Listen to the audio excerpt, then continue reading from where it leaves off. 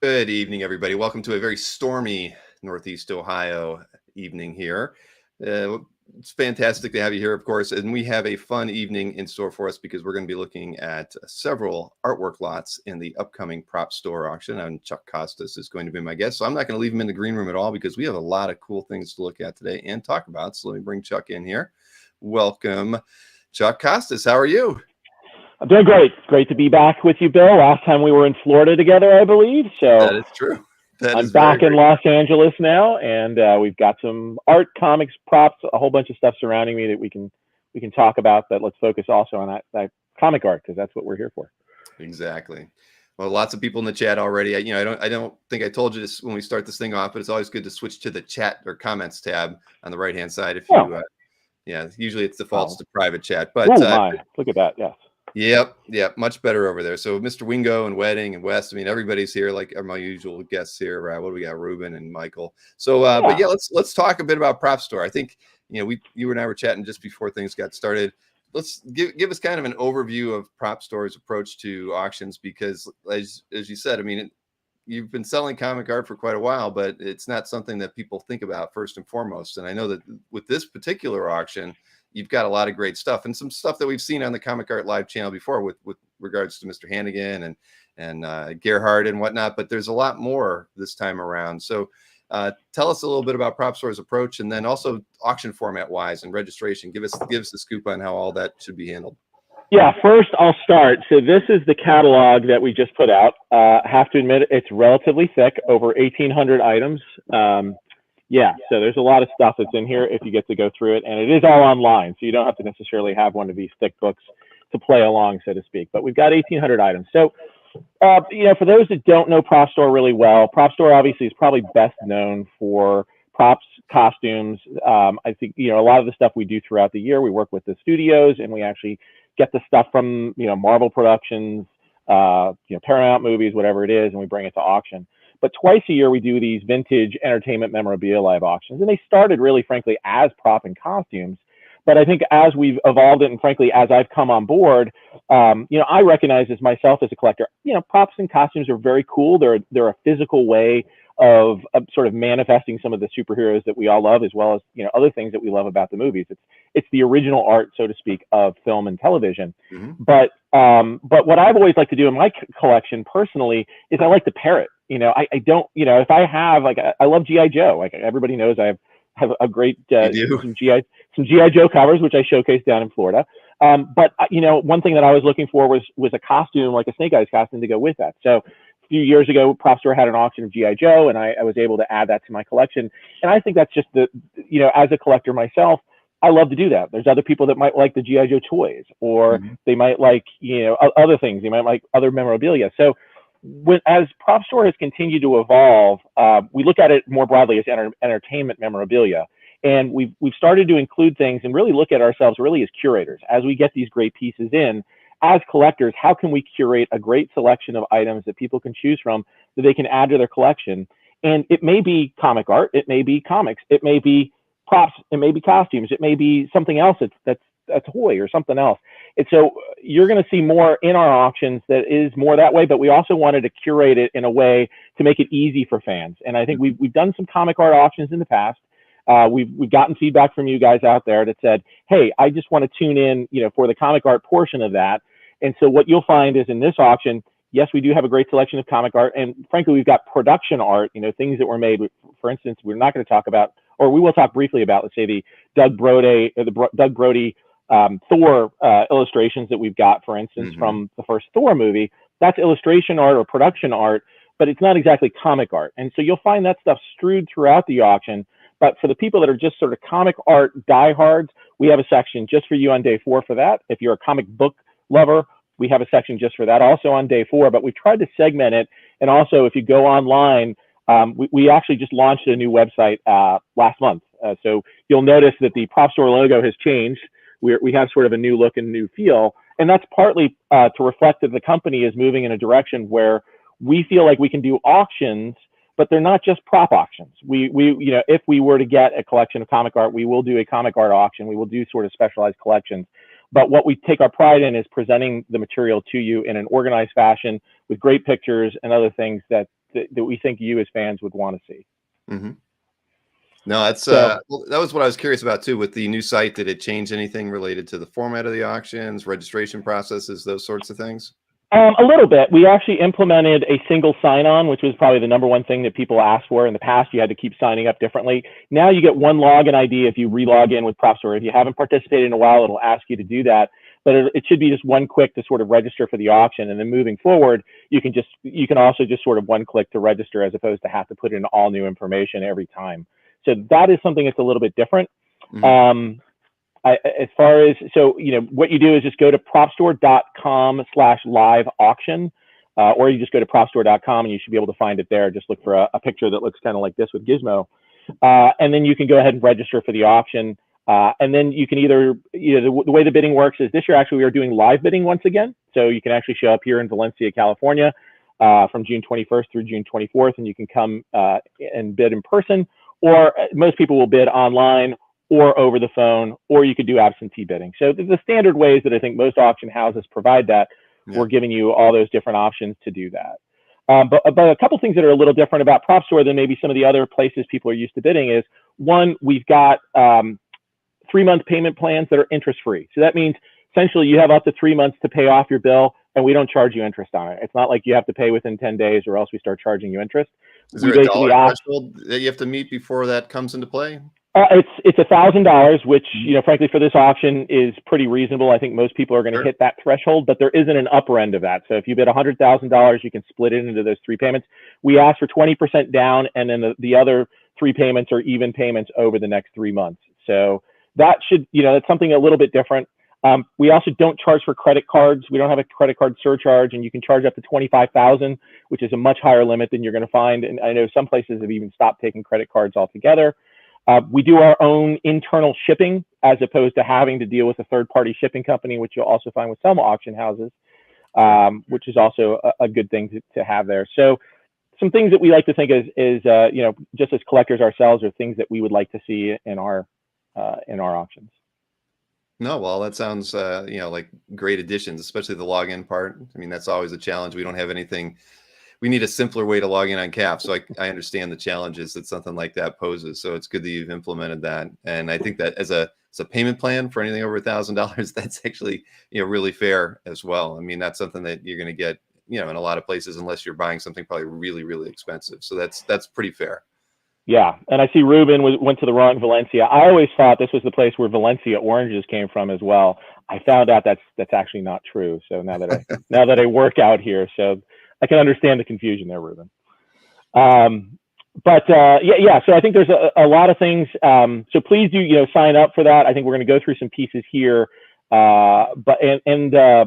do allow bidding in advance, just like many other places. So the bidding is now open. If you go and you can see the catalog of over 1,800 items, you can place advance bids, or frankly, most people are going to wait till the day of the auction and just bid there. But, for those that are experienced bidders, I'm sure most people here are, I would also sign up for the telephone bidding. That makes it relatively easy, where we will call you back, and then you can stay on the phone and bid, if that's the easiest way, to make your bidding day go.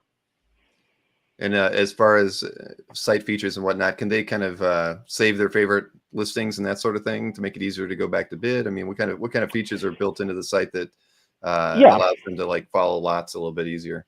Yeah, if you go first, I'll start with the sorting and filtering functionality. First, there's a button on the left-hand side. If you go under filters, and I think it's under types, if I'm not mistaken. I don't have it open right now, but you can actually find just a button that says comic art. So that'll just filter on everything that is just comic art.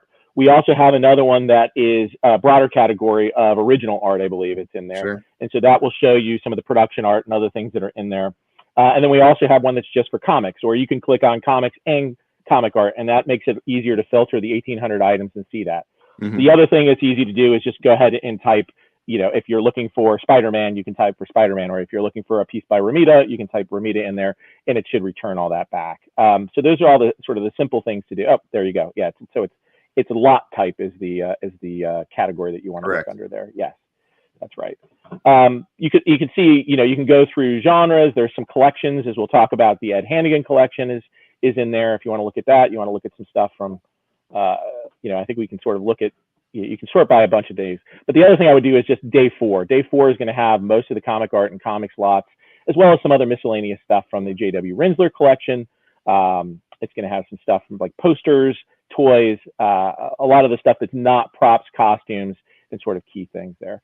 But hopefully this, what you're showing, Bill, here is a great way of just sort of, hopefully this is, I did a good job of like identifying the things that most people would consider sort of true comic art pieces that are in the auction. And this will make it easier for you just to filter in and sort of look at that. You can sort it by highest to lowest. If you want to look at the most expensive pieces first, you can look at it in lot order. But we try to make the website really easy to use, because I think one thing that we've realized is that, the website experience is an important part of both auctions. It's just frankly, your overall experience. And I've used some outdated websites in the past myself, and it gets a little bit frustrating.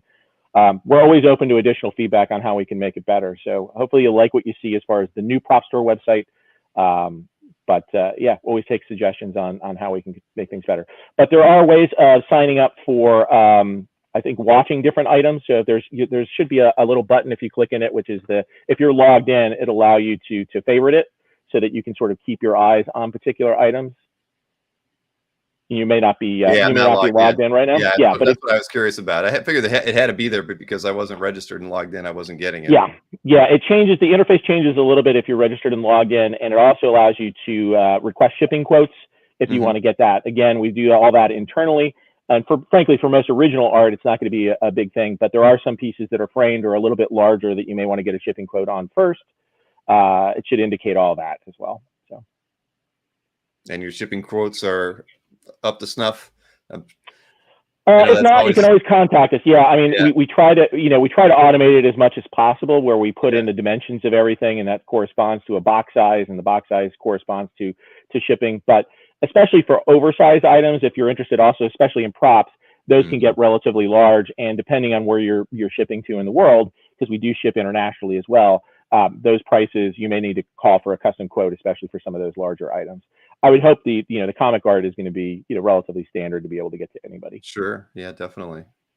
All right. Well, no, this looks. I love the interface. Love the look, and you guys did a great job on this. Really. Thank you. Yeah, it's always continuous improvement, and but we've been happy with the reaction that we've gotten so far from it. So thanks to everybody that has contributed to their feedback in the past. We look forward to continuing the dialogue with you to try to continue to make it even better. All right. So I want to preview some of these lots? Yeah, let's talk about the lots. So I think as we dug into the first one here, I did want to talk about the Ed Hannigan collection. So a couple things. We've got a couple collections that we're going to be featuring here, and let me talk a little bit about those.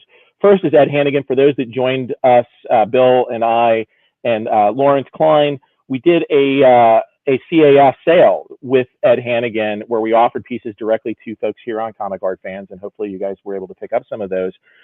After that sale, it was very successful, and I think the Hannigans are very appreciative of everybody in the Comic Art Fans community for supporting them during that. But what they wanted to do, or what we wanted to do for this next one, was where some of those things sold very quickly, and that with that format, stuff can go like that, and there's sometimes multiple people that may be interested in an item. We thought that this auction format actually may be a good way of showcasing some of Ed's other pieces. So Lawrence and I went through sort of the additional pieces that Ed still has in his collection, which frankly was still a lot of pieces. And so we've got over 40 lots coming directly from Ed that are going to be featured here. And I really tried to select things that I thought, based off of the first sale that we did, are things that people out there would want. And the great thing is the money goes to, the hammer price goes to Ed. So, keep that in mind, is that this money is going directly to the artists and the family, which I think is wonderful. And these pieces are coming directly from him as well. And he has signed it. And with each of those, there is a book that came out a few years ago that was a benefit book that was done by the Hero Initiative. And with that, and I'll have one here in a second, flip it over. There, take one of those out. We actually are going to include a copy of that book with each of the Ed Hannigan lots. So this is the book right here, which is Ed Hannigan covered. And what this talked about was Ed's career as a cover artist and in the cover layouts that he would do. So for instance, this is one of the pieces here, this Fantastic Four cover that we have in the auction. Oops, sorry, it's over here. You can actually read about sort of a little bit of the background on that. And so if you buy that piece, it's going to be in the auction. there's additional pieces that are in here. So we'll talk about the Cloak and Dagger layouts as well. So again, more backstory. So these pieces actually, in some cases, although prelims, were actually published. And so you'll get a copy of this if you buy any of the Ed Hannigan lots in there. Yeah, it's pretty nice. I mean, we talked a lot with Ed about his cover prelim work, and it's just amazing the amount of prelims that he put together for so many notable creators on so many special covers. So it's and he kept them all, and he was very unique in coloring several of them as well, which is things something you just don't see too often, with prelims like that. So he was pretty detail oriented. Yeah, and I think it's, as original art collectors, we sort of take for granted that like every piece of original art that has been printed still probably exists, especially if it was from, say, at least mid 1960s and on. Mm-hmm. You can't say that for cover prelims. Very frankly, most of those got trashed. And I know I've seen examples maybe from Marie Severin. I've got some from Larry Hama for G.I. Joe, and these ones from Ed. But there's not a lot of artists that really kept those cover prelims, or frankly, there's a lot of artists that were given the cover prelims and never gave them back. They would just throw them up and put them in the trash. So to find one from an issue that you actually love is great. And the fact that they go for, typically 5 to 10% of whatever the final value of the cover is, especially when covers are now, in many cases, going for over $100,000 for, like for a John Byrne Fantastic Four cover. It's very hard for most people to touch that. But you can actually touch a cover prelim, or you can own a cover prelim. And Ed's really cherished these for years, and I think he's letting these go, but I think he's letting them go because he knows there's collectors out there that are going to cherish them as much as he did. Nope, I agree. They were special. So that's the Ed Hannigan collection. We'll talk a little bit more about some of the pieces from Gerhard and J.W. Rinzler as we go further into this. But let's start with some of the first pieces that we have from Ed. And for those that joined us last time, you might actually, these were referenced, and you can go out to the CAF video and see this. This is actually a page from Planet of the Apes #5. So just to sum up Ed's career, he actually started doing like Zipatone and just correction type work in the offices of Marvel. And he, sort of hoped to become a Marvel artist one day. And he worked with folks like Klaus Janson, in the offices, and then he got his big break, I guess, working at Marvel on this very book, which is Planet of the Apes #5. But the interesting story that he talks about with this issue is that when he turned it in, and as you'll see, this is drawn on illustration board, and it's huge. Each of these pages is like oversized. It's twice up artwork. So, great detail, nice wash work that he did. Jim Mooney was the inker on this particular one. But, the thing is, when he shipped it into Marvel, they complained to him to say, Ed, do you realize how much this is going to cost us to ship this thing back to you? Because each of these pages is just so damn big. So, here you get I think they must have broken it up to, to the inker's allocation, and then Ed's allocation as the penciler. So you get about 2/3 of the book, pages 7 through 23 here, as part of as this lot. So you get all the pages. Each page is signed at the bottom by Ed. So you'll see Ed Hannigan's signature on there. So whether you want to keep the book as a semi-complete issue, or if you want to break it up, I don't know what the breakup value exactly of each of these pages is, but I would say they probably range from $1,000. The splash is probably closer to $2,000, so maybe it's like $500 to $2,000 a page. But some great large artwork from the 70s. And especially if you're also a movie fan or a television fan, Planet of the Apes obviously sort of ties in very nicely to the things that Propstore does. Yeah, no, I agree with you there. And that was a very funny story, with being his first work and him getting the grief from Marvel. I thought that was great. And then to see this artwork too in person now is it's all the better, because I remember he said he had several of the pieces when we did that talk with him. So yeah, this is fantastic. Yes, and so this is one that don't be surprised if you do buy it. It is kind of heavy because these are all on large illustration board, but they're all fantastic. I mean, again, the fact that it was drawn on illustration board makes it better to appreciate the art, because it actually took to the paper even nicer. Yeah, this is fantastic. Yeah, and again, like you said, the proceeds of this going to Ed is just it's really, really nice of you guys to do that. I mean, that's what we did when we held the first sale, and that's Ed needs the help. So I think this is a really great approach to it. I mean, what we did was good, but this is actually going to help establish some market value that we couldn't do through a direct claim sale. That's true, yeah. And so, yeah, the hammer price is going to Ed, and like I said, I think we want to make sure that Ed does very well and his family. So we're also very pleased to be able to offer this stuff for the first time to folks out there, because it's been, it's obviously got published in that book that Marvel did a few years ago for charity, but outside of that, it really hasn't been seen a lot of this stuff, especially the cover prelims. It's kind of exciting to sort of look through those. Nope. And yes, he did also sign a copy that, I guess this is his reference copy of Planet of the Apes 5 that he still had as well. And so he included that and signed that on the front cover. It's not what you would call mint condition there, but for those are collecting for condition, but it is Ed's, it's his well-read, well-loved copy signed by Ed on the cover. That's great. All right. Well, let's see. What do we got? I think we have a few other pieces here from... Yeah, so let's talk about, so I think Ed is probably best known, if you sort of had to sum up his career, as the co-creator. One of the biggest accomplishments was being the co-creator of Cloak and Dagger. So a Spectacular Spider-Man 64 was the first appearance of Cloak and Dagger. I think he worked on that. He worked on the later appearances in 69. But when they got to the limited series and they wanted to do, if everybody remembers, obviously there were a few early limited series, including Wolverine and Hawkeye, Vision and Scarlet Witch. One of those early ones was Cloak and Dagger. And so they had asked Ed to do Cloak and Dagger. And then I believe the way he was telling the story, and maybe you remember better than I do, Bill, but he sort of just felt like, I don't know, say a little bit like it was an imposing challenge to have to draw Cloak and Dagger. And he actually handed off the responsibilities for drawing the final pencils over to Rick Leonardi before it was all over. But he had drawn the complete issue of all these prelims, and we can show you some of these here live, but each of these prelims is drawn on vellum. So they've all been taped to a larger sort of 11, I think it's almost 11 by 17, but these are smaller sheets of the of vellum here that are pasted together, but they have all the prelims on here. I believe there are 20 pages total that are part of this, and then Ed signed these as well.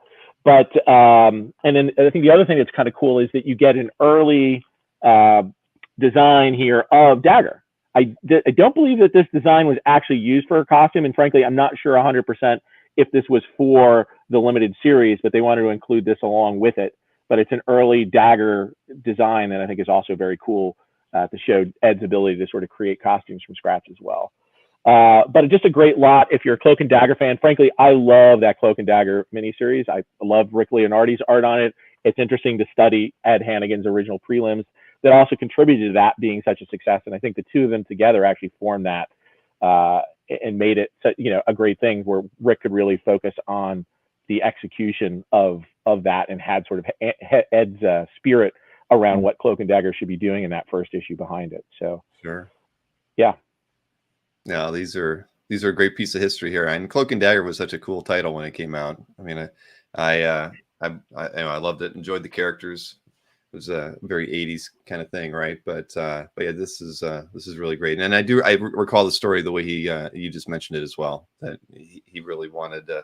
It just felt a little overwhelmed with it and decided it was better off having Leonardi work on it. But I mean, it was a fantastic book, and his hands were all over it.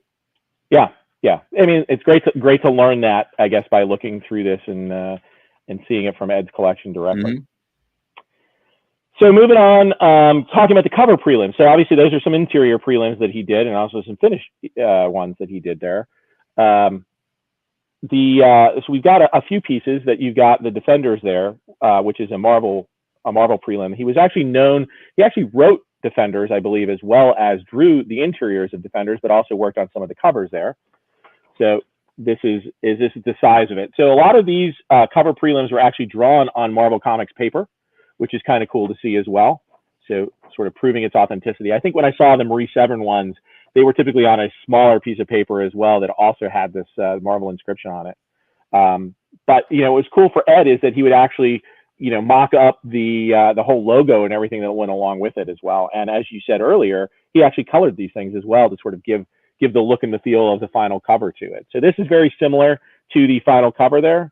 And I think I put in the description who actually did the final cover. I apologize. I can't remember if Ed did it himself or if he handed this one off to another artist. Was this one he did himself, maybe? Does it say in the description there? Says pencils by Trimpe, but I'm not. Oh, okay. Is that correct?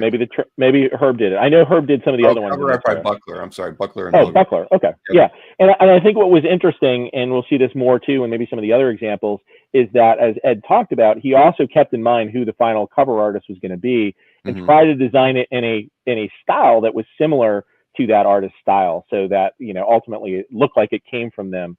So he kept that in mind. So the Defenders, we've got at least a couple Defenders covers in there. If you're a Defenders fan, we also have a great double page spread. There's a double page spread that we had originally sold in the first sale that ended up the person not picking it up. So we're offering it for auction this time, and I thought that was just a great piece as well. That's out there. You gonna search for Defenders and show that one to us? I can type it right. Look at that. Yeah. Well, that's me. There we go. There you go. So here's some of the other Defenders pieces that are actually in there, but it's good way of showing how to actually use the search function there. But yeah, this was an interesting one too, because it's got the names hidden on there. It's got Patterson, who's the inker, Hannigan, and it's got the writer too, David Anthony Kraft's name written over there, which I thought was great. And there's the Valkyrie image on there, and the brushwork on that was pretty amazing. So second chance if you missed out on this particular piece. This is now coming up for auction here, and I think it's an amazing piece to add to somebody's collection. And then, Bill, I think you were about to show this piece here. Here's another example of a Fantastic Four piece that I think is just also fantastic, so to speak. This is the cover prelim for Fantastic Four 244, which was the first appearance of Nova, aka or was Frankie Ray, the second Herald of Galactus. So for those that are sort of first appearance fans, this is a prelim for that cover, and this John Byrne, and it actually looks like a John Byrne cover the way it's even drawn right here, but ultimately John Byrne was the cover artist for this. But and I think you've got some of these images of Kirby's version of sort of the hand coming up with Silver Surfer in it, obviously an homage sort of back to Kirby for this cover, and you can sort of see the Kirby crackle in the back. But even as a prelim, the fact that it's got this mix of pencil and ink on it, it actually does very well, and obviously having the logo on it makes it look like a very complete cover. So this is if this was the final John Byrne cover, you'd probably be looking north of 100,000, maybe even 150, I think nowadays with the way things are kind of going. But here's the prelim, and I think we've got this estimated at $3 to $5 grand. So I think that's within most people's budget. And here you get the sort of the true emotion of what that cover has to offer, and I think that's just fantastic. Yeah, it's beautiful. And again, you don't think of John Byrne needing an assist on these sorts of things, but I'm sure that was just Ed's job, right? I mean, he was well respected for doing that, and he knew how to draw a darn good cover, compose one. It's just he had an eye for it, and obviously Marvel trusted him on that kind of thing, to especially with a storyline like this. I mean, that was such a gripping cover to, when you saw it on the shelves, you had to buy it. I mean, I was reading Fantastic Four anyway, but I would have bought it anyway just because I wanted to know what the heck was going on, right? So it's and as you say, it's an homage to Kirby with the Surfer and everything, but still, it's still very well done. Yeah, and I think Ed told a story when we were on the interview together, is that he originally was given the challenge of putting Galactus in here, and he figured he couldn't really draw this giant Galactus. And Byrne, I think there were some other Byrne covers in there where they did draw the giant Galactus. It still looked great. But for this one, he's decided to focus in on the hand and showing sort of the relative size of Galactus's hand versus a normal human being, so to speak. And I think, again, similar to Kirby's approach to this with the Silver Surfer, it's great. And I think it sort of even ties that together of, the first Herald of the Galactus, and now you've got the second Herald of Galactus. It was sort of genius to sort of combine that historical, but also the artistic, composition of this thing together. And then ultimately Byrne's, I feel the John Byrne here just by looking at this prelim. Yep. Ruben says many artists don't need or didn't need someone to design covers, but often it was a matter of saving artists some time, especially guys like Byrne who were drawing 3 books a month. And that's true. Byrne had some pretty incredible output during this time period. Yeah, I mean, that was the great thing about Ed. He took a lot of the thinking away from all these other artists, whether it be Trimpe on some of those Defenders covers or, John Byrne here. It's, especially when you've got to draw 2 or 3 things like this a day, it's just nice to be able to sort of focus on doing what you do very well. And in this case, you know, John got to finish. I mean, he had to pencil and ink it. So at the same time, so it's not like John didn't have a lot of stuff to do relative to finishing out this cover, but this, you know, this is the concrete idea right here. So you don't have to really think about that. You just need to take it to the next level. And that's what John Byrne did. And he didn't have to draw the logo on that one. It looks like. That's nice. No, I think, you know, in some cases he copied these things, these pages, or just, you know, was handed these things. And that was genius too, is that at least he could get a sense of where the logos were actually going to go. And he took the time to figure that out so that he didn't have to crop things at the last minute. Sure. He sort of knew that the fingers were going to cross into the logo, and that was okay to the editors, I guess. So, good to know. I only picked one other. You said I could pick other ones, but I just you can do whatever you want. Yeah. So there's a couple great Defender, or excuse me, there's actually 3, I believe, Daredevil prelims here. 2 with the Jester, and I believe the other one sort of that Jansen era that you have in there. So, and these are all very interesting because, you know, vintage. Sort of, I think this is late 70s, if I remember correctly, the time frame on this one. But yeah, just a lot of movement on this one and trying to figure out, and the color also tries to help figure out, like, you know, what's Daredevil and what's the Jester and what's going on with that. So he did 2 nice Jester covers if you're a fan of that era of Daredevil, which is, I believe, 136 and 137 are the ones that we have in there, and I think we've got 194, which is the later sort of Jansen era of Daredevil as well. And that the Jansen one comes with 2 prelims. Actually, the smaller one is actually the one that ended up being the final prelim, and the slightly larger one is actually an alternate version of it.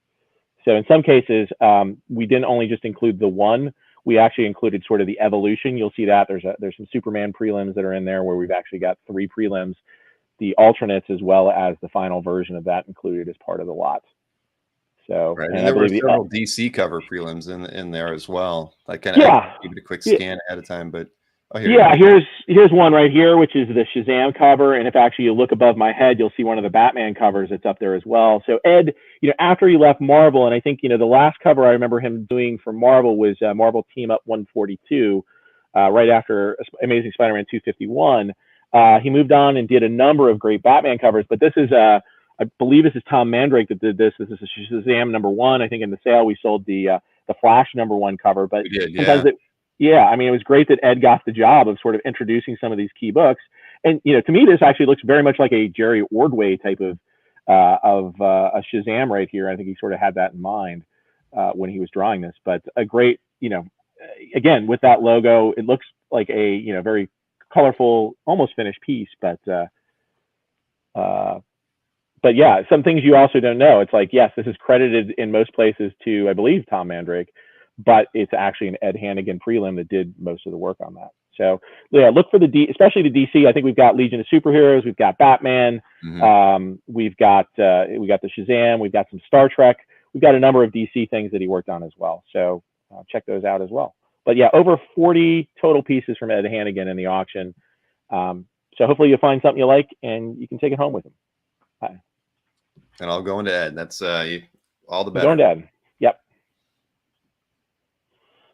Okay, now moving on. So this is going to a little bit more of the vintage art. So I wanted to talk about, again, sort of staying with Marvel, but again, for those people that are sort of key first appearance people, this piece is an interesting one. So this is the splash to Spider-Man 129, but you'll notice it's sideways. So people may be asking, what exactly is this? So the original splash, or the original art for Spidey 129 was, it was published in February 1974. In 1976, they decided to reprint the Amazing Spider-Man 129 story in the UK. And so for that, if you actually take the comic book, it's actually a sideways comic book as you show there. And when you actually open up the splash in that, it's interesting because the way they decided, and I've got the copy of the book right here. I'll actually show it to people.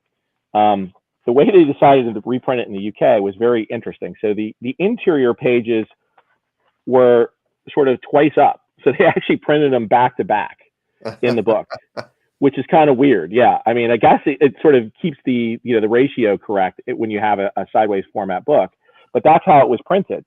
But when they decided to do the splash to intro the story, they wanted to have a full size splash on the inside cover of this book.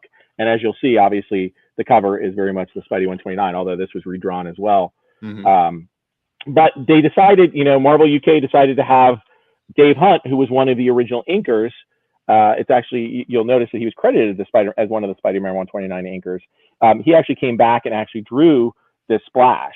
And so he actually redrew it. It's very true to the original splash, except it's sideways, and you get to see more of the landscape of the actual page. So as far as I know, and I know a lot of people consider me probably the Punisher expert, the actual splash page from Spidey 129 has never surfaced. In fact, I believe of the US pages, anything with Punisher on it is extremely rare. I believe there's only been 5 or 6 pages of the entire story that have ever surfaced up for sale. Now, not to say that the rest of them aren't out there somewhere, but they just don't come up. And I think the ones that actually have Punisher in it, extremely rare, because there was, I believe, only 12 pages in the entire story that featured the Punisher in it. So, this is an opportunity. It is not the splash, or for the US splash, I guess you would consider that, but this is the closest thing that you're going to get. And for first appearance collectors that are looking for a first Punisher, this is a great alternative. If this was the original splash, I think you're definitely talking north of $200,000 for it. We have this estimated, a bit lower, sort of commensurate with the splash page to the reprint of Hulk 181 that was actually by John Romita Jr. that didn't look anything like the original splash. That sold a few years ago in the same price range as we're estimating here. So, but I think what's cool about this is this looks just like the Spidey 129 splash, and it's drawn by the original inker, and Esposito was the inker on this one, who was a little bit of a flip that he was not one of the original inkers, but did a fantastic job of inking this in the original style too. And you'll notice the credits page actually still gives Ross Andru credit, because that's for the entire book, and that's what they would have done for the UK. But yeah, there you see Dave Hunt and Frank Giacoia were the 2 inkers that were credited for this book. Yeah, it's beautiful. I mean, really. So if you're a Punisher fan and looking for a Spidey 129 page, this may be your only chance in a while, because I haven't seen one, I haven't seen a really good one show up in quite some time. All right. No, I like it a lot. And this is as many people I'm sure out in the audience already know, that a lot of times for these British magazines, they always redid the title page for each book, just with a new image, and that's why these are out there. But yeah, this is but it's nice that Hunt got to work on this one too, so this is great. Yeah, and it comes with a letter from Dave Hunt that says this has been in my collection up until 2004 when he sold it, and so it hasn't seen the light of day since Dave selling it back in 2004. So whoever buys this will be really the 3rd owner of this piece. Very, very nice. And when did the auctions? They just start today, or was that recent? I don't recall. The auction, as far as when it opened, we actually opened about, I believe, a week and a half ago, relative to that goes. So you said it'll go through. The official bidding starts, so the live bidding starts on day 1 on the 21st. A lot of that is props and costumes, although there's artwork that we'll cover a little bit later, which is more like we have the John Alvin Gizmo piece, I believe, is on day 1. Right. So there is artwork on day 1, and there's more production art and other things on days 2 and 3, especially if you like storyboards and other things like that. But again, the comic art will be on day 4, which is the 24th. So mark your calendar for that. It's on my calendar. All right, I'll be here. But yeah, so another piece. This is a Zack piece. This actually was not in the exhibit that I went down in Florida. So this is actually a fresh to market piece here. Of Spider-Man, but what is great about this piece, obviously, we don't necessarily need to talk about the Mike Zeck Black Spidey sale that happened and how that caused like all the hubbub about it. But I think what's also been people have been noticing is that his Craven pages are really classic, and even those are going up to like $30,000 a page for an average page from Craven. What's great about this is one of the few times that he drew both Spider-Man and Craven. And this was obviously airbrushed by Phil Zimmerman, who did all the Punisher limited series covers with him. But not only does it have Craven, but it has Electro, it's got Sandman, it's got Doc Ock, it's got Green Goblin, it's got all the sort of the villains that you would want in the Spider-Man universe. And frankly, this great image of Spider-Man jumping at you. And it's I love about Zimmerman paintings is they are just bright and vibrant. And I think what's also interesting, you see more so in this one than others, is that he would use the space outside of the margins to like continue the painting. So obviously a lot of the stuff that's in the margins you never actually get to see, but on this painting you actually get to see it. And so if I was to frame this, I would actually put this in a frame where you can see all that great additional artwork that he did, including all the Right. webs coming out. You know, makes it look that much more 3D. And they're extra large. So I mean, this is a pretty large piece compared to a normal piece of comic art, and it's just super bright, super vibrant.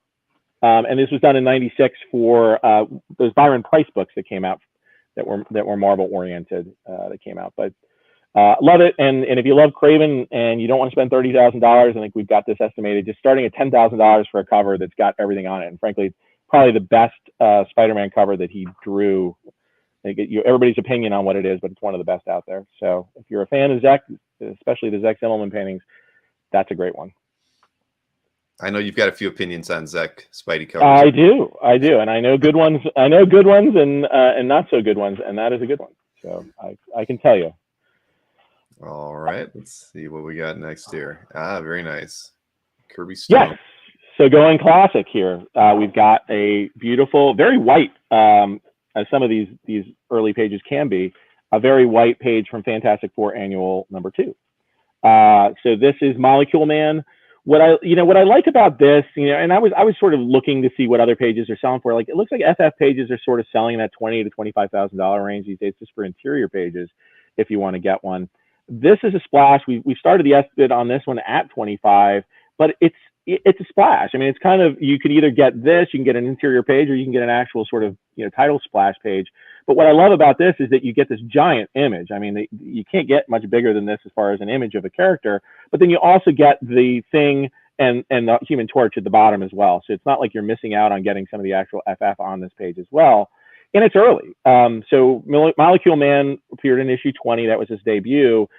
And this was actually done the year afterwards. So it's not too long after that. And, when you think back on the FF villains from those early days, the ones I would say are most notable, the Skrulls from issue 2, obviously they've stuck around in the Marvel universe.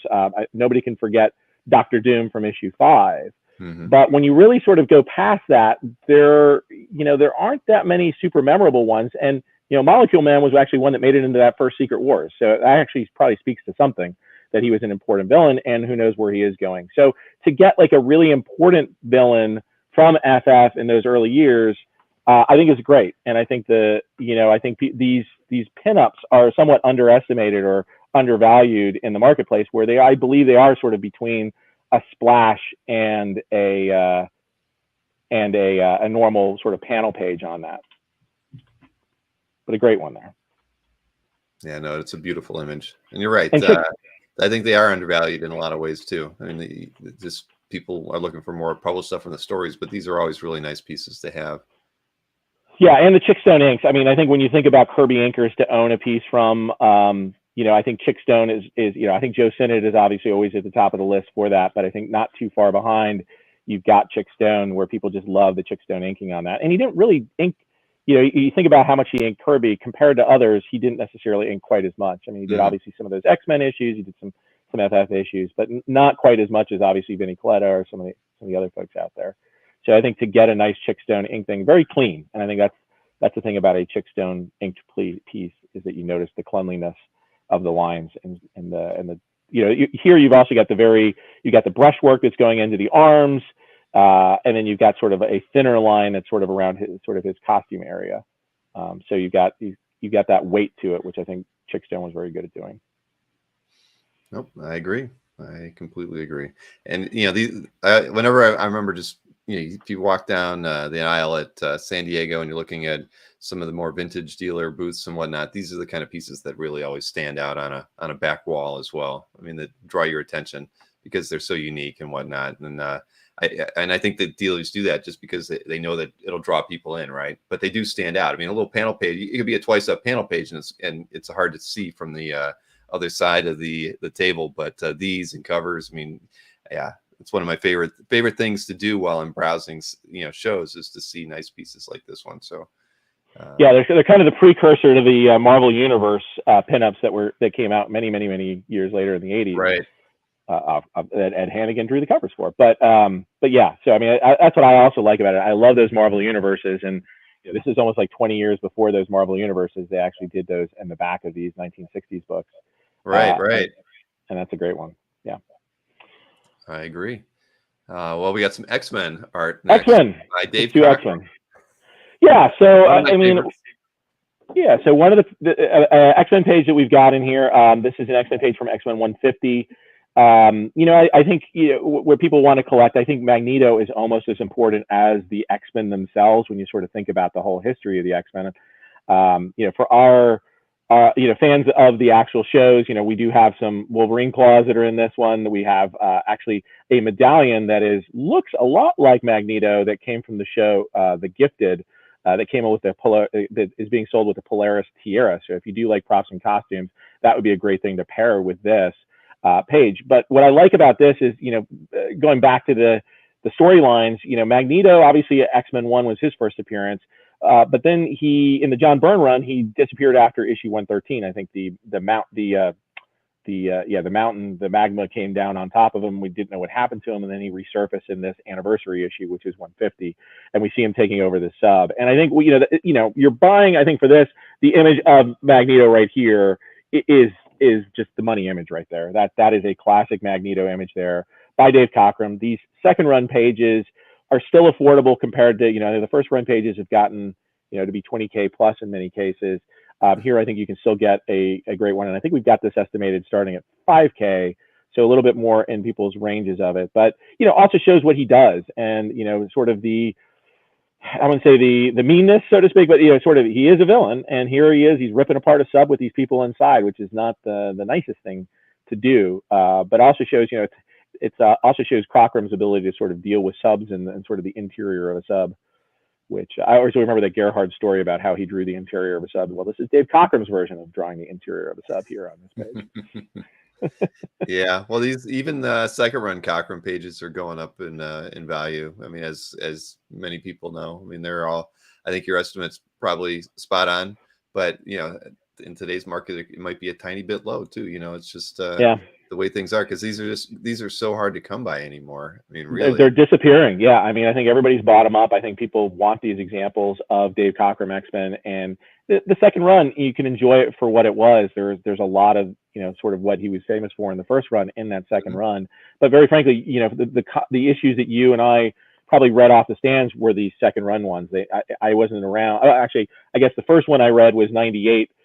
Which I got at a barbershop, but it was secondhand. So, you know, I was able to read that first run Cockrum, but it wasn't off the newsstand. I think at the time issue 161 was out with a Magneto storyline in it. So, you know, I think the people that are watching this that are about our age as well, this is the storylines that they're going to remember and hopefully mean something. And that anniversary issue, the 150, the double-sized issue, was definitely a memorable one. That splash of I Magneto, which this image of Magneto is very similar to that splash that, you know, I guess he was raising his hand going, I am Magneto. It's just a really powerful image of Magneto that you get here. Nope, I agree. I started reading X-Men, you know, off the shelves around like issue 127. So for me, this was almost my introduction to Magneto, because it's around the same time when I started getting serious about buying back issues. And so, of course, I figured it out. But yeah, it was interesting kind of coming in at that point in time and not having Magneto, to me at least, being an important villain, really, in the X universe. Yeah. Yeah, he definitely asserted himself in this issue, especially you took notice of who this guy was. Even though he'd been in the Neil Adams run, he'd been in the Jack Kirby run, been, you know, he was even in the Steranko, you know, sort of that part of the run too. So he's a villain that persisted through the X-Men, but Dave Cockrum's, I think a lot of people would say Dave Cockrum's version of Magneto sort of was one of the most classic. I mean, Byrne's was fantastic too. So I can't say there was a bad one of the bunch, but I do remember the Cockrum version of that. Sure. Alex Johnson is telling us we're so young. Oh, thank you, Alex. I appreciate that. I wish I could feel that way. My bones are getting feel like it every day, but yeah, I get it. Alex. Page. Yeah. So let's talk about G.I. Joe here. G.I. Joe pages rarely come up these days. This is, for those that remember Herb Trimpe, actually a little known fact that I discovered, Bill. What's that? Actually, that you know who the person who drew the original cover to G.I. Joe #1 was? Who did the original? Yeah, who did the original design? Who? So the cover, the final one that everybody remembers, Herb Trimpe. Yeah. Guy who designed it and pitched it to Hasbro, Ed Hannigan. Ed Hannigan actually did the cover prelims that were pitched, and then Trimpe actually did his version of the cover off of the Ed Hannigan prelims. didn't know that myself, but the marketing person over at Hasbro actually they had actually done a podcast, and they were asking, like, actually, who did these prelims, because they're not Trimpy. And I go, I agree, they're not Trimpy. And I asked Ed, and I was like, did you do these? And he's like, yep. So little known fact for GI Joe fans, Ed Hannigan was the first GI Joe artist. But this is Herb Trimpe, who I guess technically he's also a first. And Trimpe actually, you know, I won't show those here, but he actually did the designs before GI Joe 1. He was the guy that took the original action figures and actually came up with what they should look like as comic book characters. Mm-hmm. So he actually evolved them from, you know, little action figure designs, which a guy named Ron Rudat was the guy who did that, to actually what they look like in comic books, and tried to apply his knowledge of having been in the military to make them a little bit more military-like. And we won't get into the whole story here. There was actually some designs that were too military-like that they actually got rejected, and he was sort of forced to go sort of back to the original designs. But Herb did actually have a pretty heavy influence, obviously, in shaping the GI Joes in the early days. And so finding a page from those first, he did the first, did issue 1. He did not do issue 2. That was John Perlin. He did issues 3, 4, did not do issue 5, again, John Perlin, 6 and 7, and then all of 8. And then after that, he left for a while and didn't come back until Special Missions. So a lot of people associate Herb Trimpe as the first GI Joe artist, which is true, but he really didn't draw that many issues. And to find one in those first issues that actually prominently features Snake Eyes, that's like hen's teeth. You know, pages from issues 1 and issues 2 very rarely ever surface anyway. He was barely in issue 3. It wasn't until issue 4 that he sort of went out on his first solo adventure, and pages from issue 4 just do not surface. Here is one that's never been on the market here before, and you've got Snake Eyes sort of doing what he does best in sort of his stealth mode here. So if you've been looking for an early Snake Eyes page, this is probably as good as you're going to find out there. And I believe this was inked by John D'Agostino, who was sort of the regular inker and moved on through the Vosberg years to actually do the inking for G.I. Joe as well. Yeah, this is a really, really great page from G.I. Joe. I mean, just has everything you'd ever want in it. And I love Trimpe's pencils. I mean, you know, his style is just unmistakable. And yeah, this is great. I love those last 2 panels. Yeah, and there's obviously, you know, I've learned, you know, when I was a kid, I probably didn't appreciate the Special Missions work that he did quite as much as I do as an adult. I believe, you know, there's definitely a style difference between these early G.I. Joe issues that we were reading as kids and the Special Missions, which was 86 is when he came back. This would have been 1983, I believe, that G.I. Joe 4, you know, when he left the book. So he had about 3 years of, you know, changing his style or maturing his style. And, you know, I guess when he came back to Special Missions, he decided he wanted to do a more mature style or a more detailed style. And so it's great to look back on those Special Missions books, but the nostalgia is really in these first 8 issues of G.I. Joe that you know, Trimpe worked on some of those. And Wes, this was from issue 4. This is issue 4, yes. Issue 4. So don't see many pages from issue 4 out there. No, not at all. And then going along the Hasbro theme, you know, for Marvel, this is a page from Transformers number 3. So again, the limited series, again, most people may not realize when they came up with this toy idea, similar to G.I. Joe, and they pitched it to Hasbro, it was like, here are the toys. And then Bob Budiansky, who's the writer of this, actually, you know, was he the editor on this? I take it back.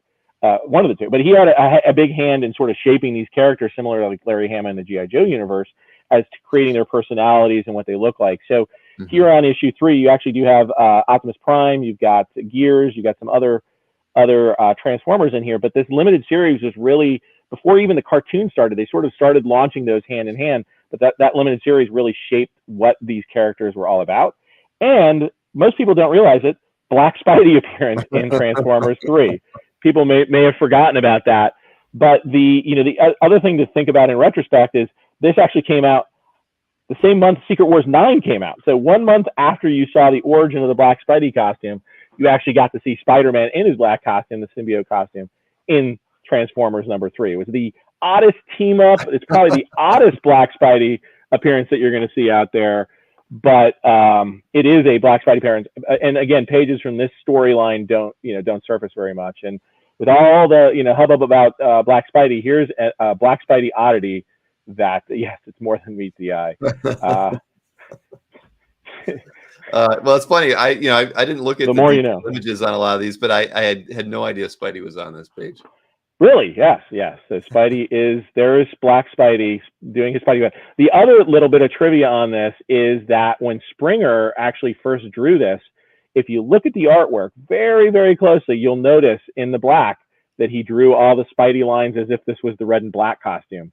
And so it must have been at the very last minute they said, no, Spider-Man's changed his costume. He's now black and he's now black and or all black. So you need to switch the costume design to this black and white see costume. that you can see where like the waist. Yeah, it's almost like they inked it as if it was the original, and then they went back and they converted it to the black Spidey costume. So a little bit of confusion at the time, I guess, with the artists of like what they should be drawing, especially in a book like Transformers when he made a guest appearance. So. Yep, it's Marvel continuity. I mean, that's what made Marvel a successful company, was always making sure that they got everything squared away. Characters not in books when they shouldn't be, and costumes right, done right when they should be as well. So that's pretty cool. Yeah. I'm going to put some gloves on to touch this one because I am taking it out, but it is white, so I don't want to get any damage to it. So I think the next one we wanted to show was, and now for something completely different, as they would say in Monty Python, switching over to a different style than Frank Springer or Herb Trimpe is Bill Sienkiewicz. So this is an homage to the original Elektra Assassin cover from 1986, and again, very large piece on a nice whiteboard here. But this is just a beautiful piece, and I'll sort of leave it up there so that you can sort of see the detail on it. But Bill, in 2012, this was one of the early variant covers, Hit Girl #5. They asked him to draw this cover here for Hit Girl, and he decided to I would say ape his own thing, but actually do an updated version of the Elektra Assassin cover. And I just love the fact that the gun is even bigger. Right. She's got the sword, but it's got all the things that you sort of love about that, and this cool look on her face of I'm going to come get you. That made Hit Girl. My wife actually, of all the comic book characters, she loves Hit Girl the most after having seen Kick-Ass and really sort of identify with her. So that was part of the reason that I got to go see Kick-Ass in the movie theaters, is that she actually identified with Hit Girl.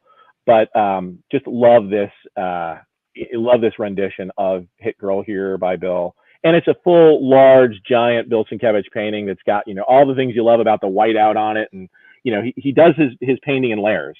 He just kind of sees what works, puts down a layer. You can sort of see that he put the purple layer down and decided to add the white gloves on top of it. And a lot of the blood splatter there, he decided to put white out on top of it to sort of make it a little bit lighter in some areas. So, just those techniques you love when you see a Bill Sienkiewicz painting piece on that one.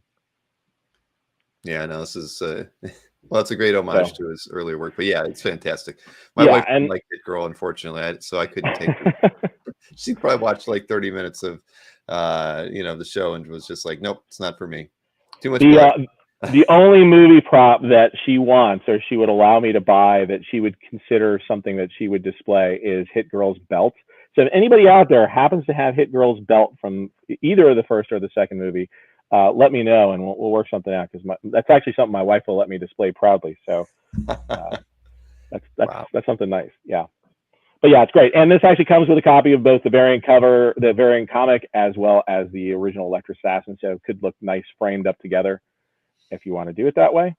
And I, knowing that the Elektra Assassin cover is not going anywhere anytime soon, sorry for those that might be looking at it. This is a nice consolation prize for those that may have fallen in love with that Elektra Assassin #1 cover.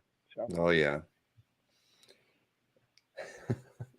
Marcus says he wears Hit Girl's belt every day. I don't think so. Oh, Marcus, damn it. He also says Cable would be jealous of the weaponry there. That's true. That is a very, it's funny how that does look like it does, doesn't it? Yeah, a Cable-oriented type of gun that he would wear. So now we're going to switch a little bit into DC world.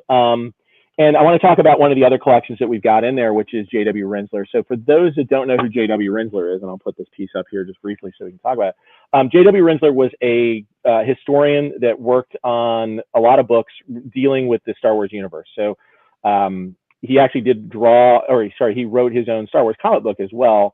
But a lot of the sort of how-to books and books on cinema, especially around Star Wars, as well as other topics, were written by J.W. Rinzler, and he's very well respected in the industry. Unfortunately, he passed away last year, And so, yeah, we were actually selling a lot of the things from his estate on behalf of his family. And so these things are, also coming from his family and going to his family. But this is one of the pieces. And, this is a piece, when I used to see Jerry Robinson out at the conventions, these were sort of I guess I would call it the typical convention sketches that you would see from Jerry Robinson. But I always wanted, one of my biggest regrets is I never asked Jerry to do one of these for me. And these are actually really nice examples of, sometimes they were good, sometimes they weren't so good. These are two really good examples of Jerry in his later years drawing both the Joker and Batman. And to have them both together actually makes a really nice collection. And knowing that they came from the Rinzler collection as well is also a nice little added bonus. But here you've got, Jerry Robinson, who created the Joker, was obviously one of the seminal people in the creation of Batman. It's just nice, similar to, Bob Kane. And frankly, you and I probably both know that there's a lot of Bob Kanes out there that may not be Bob Kane. There's a lot of things that are attributed to Bob Kane. And Bob Kane's legacy was also made more difficult by the fact that he had everybody sign Bob Kane's name to a non-Bob Kane piece. So here you actually get, Jerry Robinson's actual signature, knowing that it came from Jerry Robinson and is actually, went to J.W. Rinzler as a little gift. So they're actually over there too. I'll show that. I thought this was just a nice piece to point out. If somebody like myself also regretted never getting a Jerry Robinson piece from him, you can get both at the same time as part of this auction. And, relatively reasonably priced. Bill, I don't remember what we have as far as the estimate on that, but you had like $400 to $600, I think, on it. Yeah, I mean, I can't remember what he was even charging back in the day, but I think relatively reasonable pieces, especially on a it's not gonna break the bank for some really cool pieces by one of the key Batman creators out there. Well, a great example. And Batman again here. Yeah, so I mean, again, going back to sort of things that we sort of specialize in, here if you look at our auction book, you'll see, if I actually have it behind me, if you kind of look on the shelves behind me, you'll actually find that we've got a Batman spear gun, which is from Batman Returns. You can kind of see it above my head if you look really, really well. And we've got a Batman emblem, we've got a Riddler costume, we've got the Bat boots from the very first Batman movie. And believe it or not, those are actual Nike boots. They actually say Nike. They've got the Nike swoosh on them. There was actually a different pair that was done for the second movie. These were actually custom boots done for the first one, and then they adapted another pair of Jordans for the second movie. But those are cool. We've got a Batarang there, and you see the Ed Hannigan prelim up there. But a lot of different Batman items. And for somebody that especially that loves Batman Returns, I thought this was a really cool piece because this is one of those Garcia Lopez's. He was known for having drawn a lot of the guides that sort of came out, the licensing pieces. And there's a lot. People actually collect the licensing books just to get the Garcia Lopez artwork in it. And this one speaks to, like, it just screams Batman Returns. I mean, I look at this image and go, okay, Batman Returns, I know that's from that. It's actually signed twice. If you see in the corner, I think there's GL here, and then I think up on the side, there's another GL as well. So double signed by Garcia Lopez there. It's on vellum, just so you know, on a piece of, pasted over a piece of DC board, just to be very transparent. And that was not intended to be a pun, but I just came out with a really bad pun. But, again, I you can kind of see a little wave in it, but I was going to ask that question. So it is vellum tape board. It is, and this is something I'm not exactly sure where this licensing art would have been used. It could have been on cups, it could have been on underoos, but you would have seen this all over the place. And I think that's what's cool about this is the personal experience you might have with this piece of art, because it may have been on some, say, obscure licensing piece that you ever saw. But if not, it just is, just speaks to being from Batman Returns. So if you like comic art, you like a prop, whether you're going either way, I think it's a great thing that you can pick up in our auction here. Yeah, it's really, really cool. And now that I've taken a better look at your back wall, I see that you've got my Thor hammer right behind your head. I can't. Yeah, I do. I should get out of the room so you guys can have a better look at everything there. Yeah.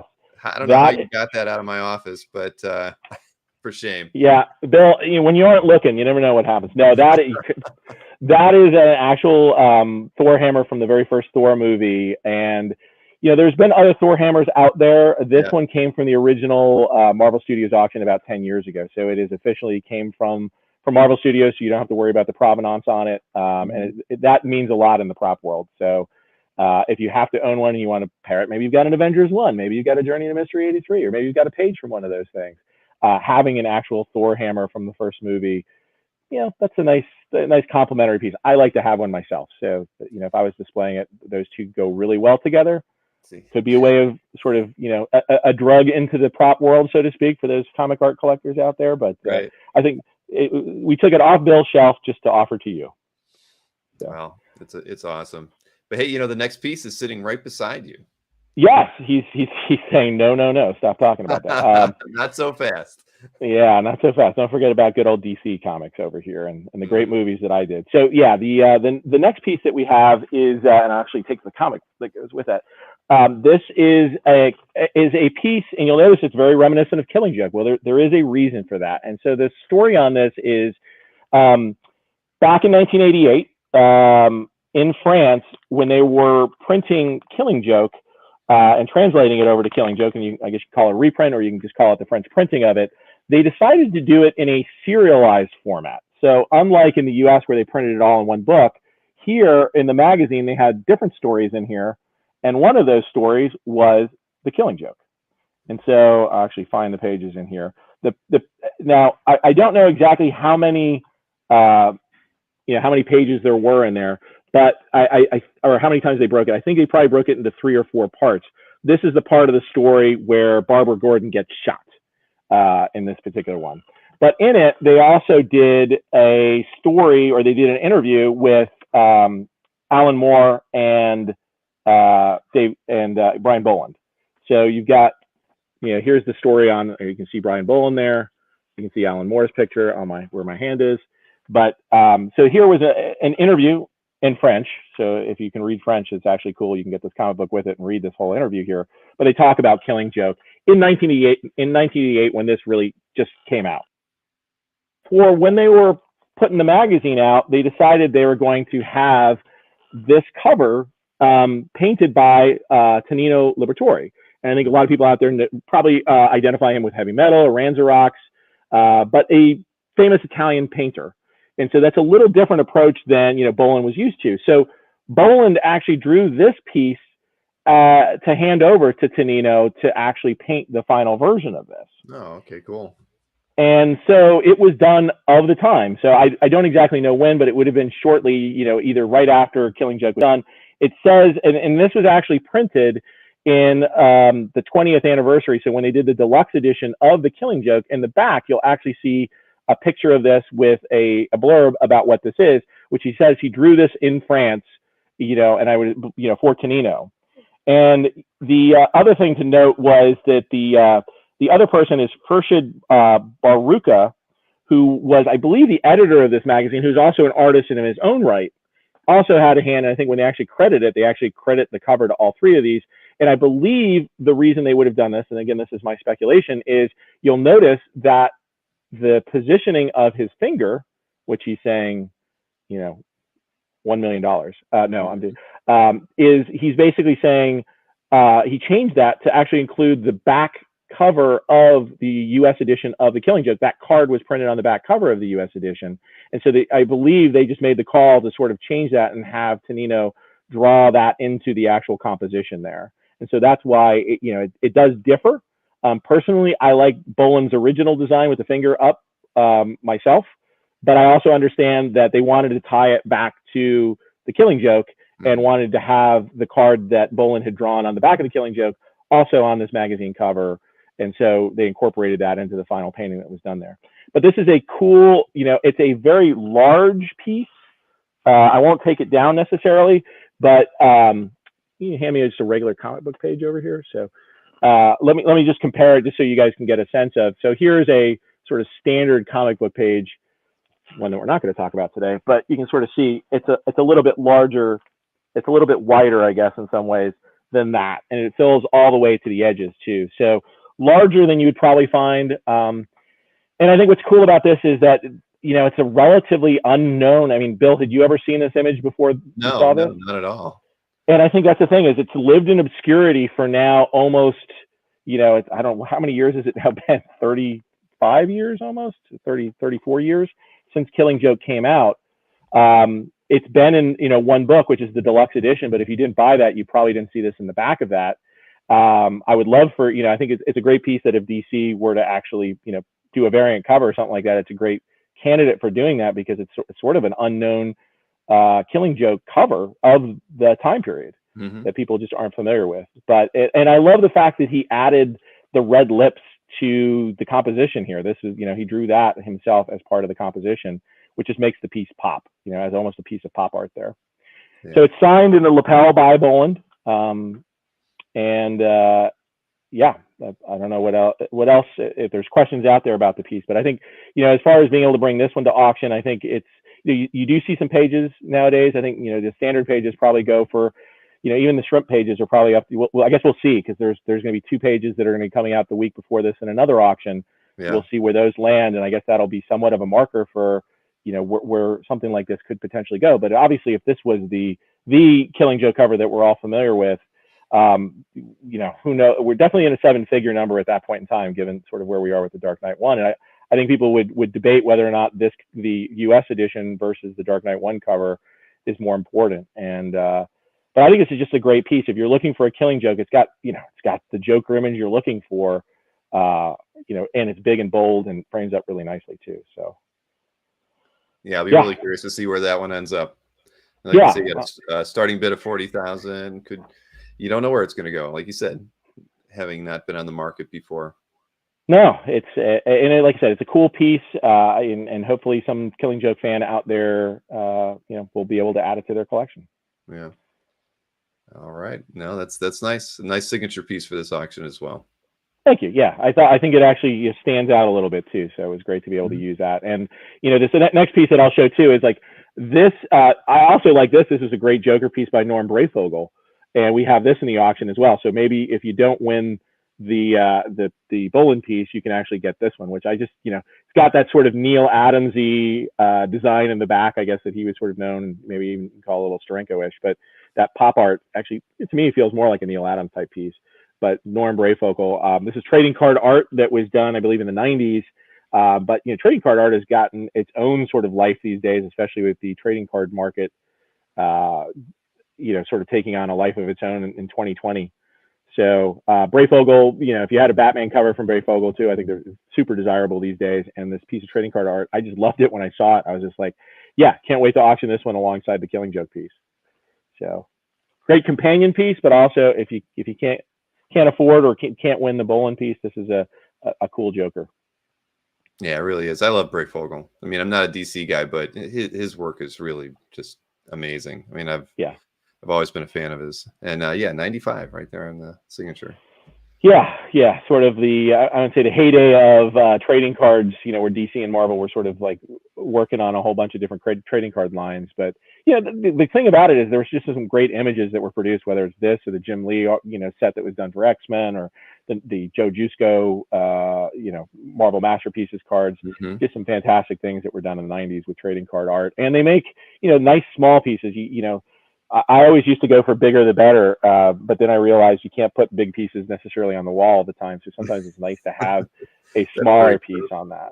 But one thing I wanted to point out from a condition perspective, that part of the design in the background is actually, I don't know if it's a stat, but it's actually like a mechanical on that. And then he actually finished the bottom with his hand drawing on that. So just to make sure that that's very clear for people that are doing that. But it looks like he added the white out at the top that you're showing there, sort of on top of that, just to make the Joker pop a little bit. So, and I did see that too with Neil Adams. I remember having an X-Men 59 page at one point in time where it was a similar sort of design that they would use to sort of get things started in the background. Sure. There's a little bit of a cheat that they would use, but I think, frankly, here the image is what the Joker image is what sort of sells this piece. Although it's very nice to have the complementary background on that one too. Yeah, no, I agree. Very nice piece. Yeah. And moving on to the third collection that's represented in this auction here, which is our friend Gerhard. And so obviously, again, those who've joined us in the past for sales on CAF, Gerhard, the Gerhard sales have been very popular. So thank you for those all pretty much selling out every time we do one of those.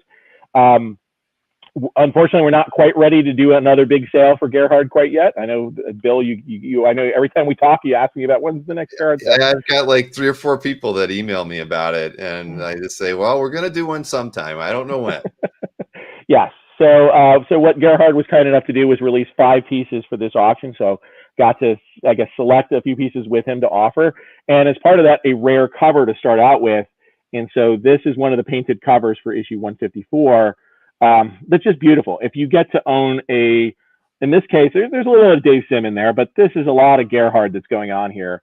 And what's amazing about this is Gerhard does the colors as well as the backgrounds in black and white. So he first, and just, to talk about the process, the black and white art that's here is a photocopy, just to be very clear about that. That is not original artwork, but this is how Gerhard would start. So he would start doing all the detailed backgrounds. He'd do all the bricks. He'd do all the cross hatching, which he's really known for, where Dave Sim would have drawn the figures on this. And then he actually goes ahead and paints it. And I think what's great about this one is that, he painted it and used that toothbrush effect to give that snow effect. And there is another cover, I think it's either the one right before or the one right after this, that has, there's actually sort of the complementary piece where you see Cerebus out on the balcony. And this is, I forget if this is the before or after. I think this is probably the after cover. But I love the fact that they sort of tell the story with the covers on these things. Mm-hmm. And, Gerhard would typically separate, when they actually went through the printing process, he would actually they actually strip the top layer typically that's on these color covers, because as you can see, they start getting, because of the heavy amount of ink that's on these, they actually start getting watery too. So he would actually sometimes strip these, and then he would actually send those off to the printer. I believe this one actually feels like it's stuck to the board, which is a rarity, because usually I see these separated out. But a nice example of a Cerebus cover, and especially this is middle of the run, issue 154 out of 300. You see a lot more of the early stuff that's out there, but not necessarily the Gerhard covers that are out there. So this is a rare time that he's actually let one of these go to the public. So I hope this does well. And again, this is coming directly from Gerhard, so please support him. And then another piece from Gerhard. We have 5 pieces total, as I mentioned. This is probably my next favorite, which is just huge. So when he did a double page spread, he did a double page spread. And so again, this, you always use this, but this is a huge piece, all on one big piece of illustration board. And, you have to keep in mind, you look at this page, Dave Sim would draw like the Cerebus figure in those boxes, and then he would go, Gerhard, you figure out the rest of it. And so, the entire background on this, like everything, all the steps and sort of leading up to, all that background right there, that's all in the brain of Gerhard, and he'd figure it all out from a perspective to make it all look realistic. And it really adds to the page of what's going on, because, you just have this dialogue on the page. Okay. But now you've made it interesting by setting it in this context of, all this dark moodiness and the lighting and everything on this. So, and there you see the close-ups, Bill, of the cross hatching that Gerhard does on each one of these pieces. And there's so little whiteout on these things. I don't know how he did this without like redoing it. I guess they were under such tight time pressure to get a page done every day, because they had to get a book out on a monthly schedule, that he just didn't have time to go back and correct things. So he had to get it right the first time. But so little whiteout on a Gerhard page, unless it was intentional for doing like a star effect or other things that would be part of that. So and also very rare. I mean, he didn't do many of these double page spreads where they were all one giant board. We may have offered maybe one before, maybe 2 before, but I don't think we've offered many of them in there. I know, of what he's got left, there's not a ton of these things. So this to me is a very special page if somebody gets this one. No, I agree. And, I think that without the whiteout or corrections, that was kind of the charm of the book in general. It really felt like it was a couple guys putting together a comic book. I mean, that was part of the what I really enjoyed about reading the books and seeing the artwork was I felt like, it was so unique in its approach that I look at the art today and I'm just amazed as I was when I was young checking the books out. But and I have to apologize, my internet went out there while we were I don't know. Oh. I froze for about 30 seconds. We have a big storm blowing through here, so hopefully that doesn't happen again. All right. Well, hopefully I'm okay. So no, you're good. If I freeze, you can keep going. All right. No, this is great. So let's see. Why don't we look at what do we get the next piece of here? So change the pace here. Yeah. So going back to the J.W. Rinzler collection, I thought this was just like a weird, quirky piece. So yeah, and I'll hold it up here too. So this is it in a shadow box. So my understanding is that Rinzler would go around to conventions and he would take like sometimes paper bags that he had, and he would just say, hey, can you draw a little sketch for me on a paper bag? And then he cut out the paper bag, and then he put it as part of the shadow box display. So you've got like these weird, quirky things, one from Jack Kirby of the Thing in the middle, which is a very cool piece. But then you've got the Vision drawn by John Romita Sr., I believe. You've got a sort of mad drawing by Sergio Aragonés. You've got a Sergeant Rock by Joe Kubert. And then I believe you got a Don Rico and an Alan Weiss piece as well. So Don Rico did Cap, and then was it Alan Weiss did the Shadow. So, just it's just an oddball collection of stuff, but to know that, like, Rinzler, as a fanboy, was going around and just asking people to do these sketches. And the Romita one, it's got sort of his old signature on it. So it must have been done, I'd say earlier in his career, but early 70s, at the latest from that perspective. And obviously the Kirby piece also, obviously had to have been in the 70s as opposed to the 80s. But I just think it's a cool oddball. I mean, the Aragonés one is actually signed 75.